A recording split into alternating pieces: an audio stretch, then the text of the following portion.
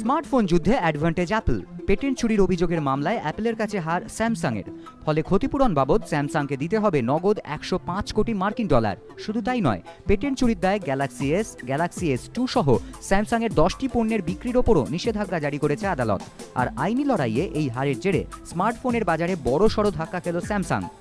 ক্যালিফোর্নিয়ার কিউপার্টিনোয় অ্যাপলের সদর দপ্তর থেকে ঢিল ছোড়া দূরত্বে সান জোসের আদালতে মামলার নিষ্পত্তি হয় শুক্রবার, যার রায় দিতে 3 দিনেরও কম সময় নেয় 9 সদস্যের জুরি বোর্ড। গত 1 বছর ধরেই পৃথিবীর বিভিন্ন দেশে পেটেন্ট নিয়ে আইনি যুদ্ধ চলেছে দুই টেকনো জায়ান্টের। মামলা চলেছে মার্কিন আদালতেও। কি অভিযোগ ছিল অ্যাপলের? স্টিভ জবসের হাতে গড়া যুগান্তকারী আইফোন ও আইপ্যাড সহ অ্যাপলের 4টি পণ্যের মডেলের নকশা ও 3টি সফটওয়্যার চুরি করেছে স্যামসাং, এমনই অভিযোগ অ্যাপলের। পেটেন্ট চুরির ক্ষতিপূরণ বাবদ $275 কোটি ক্ষতিপূরণ দাবি করে অ্যাপল। স্যামসাংয়ের পাল্টা দাবি, তাদের 5টি পণ্যের পেটেন্ট চুরি করেছে অ্যাপল। তবে মামলার রায় দিতে বিশেষ বেগ পেতে হয়নি মার্কিন জুরি বোর্ডকে।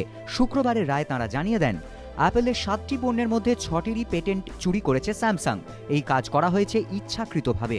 এর ক্ষতিপূরণ বাবদ 105 কোটি মার্কিন ডলার দিতে হবে স্যামসাংকে। পাশাপাশি আইফোন সহ অ্যাপলের ওই 7টি পণ্যের নকশা ও কার্যকারিতা যে তাদেরই নিজস্ব, এই দাবিতে শিলমোহরও দিয়েছে আদালত।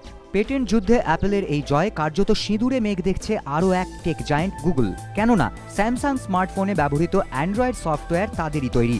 এমনকি অদূর ভবিষ্যতে বাজারে নিজস্ব ট্যাবলেট আনার পথেও অনেকটাই এগিয়ে গিয়েছে তারা। তবে মার্কিন আদালতের এই রায় অ্যাপলের পক্ষে গেলেও ইতিমধ্যেই পেটেন্ট সংক্রান্ত অপর একটি মামলায় দক্ষিণ কোরিয়ার আদালত রায় দিয়েছে, আদৌ এই ফোনের নকশা চুরি করেনি স্যামসাং, তার কিছু কার্যকারিতা নকল করেছে মাত্র। 2007-এ প্রযুক্তির বাজারে আত্মপ্রকাশ করেছিল অ্যাপলের বিস্ময় আইফোন, আর 2010-এ আইপ্যাড বিপ্লব। শুক্রবারের রায় অ্যাপল কর্তৃপক্ষের কাছে আর একটা মাইলস্টোন। স্টিভ জবসের উদ্ভাবন, প্রযুক্তি আর সৃজনী যেন ফের একবার এগিয়ে দিয়ে গেল অ্যাপলকে। এবিপি আনন্দ।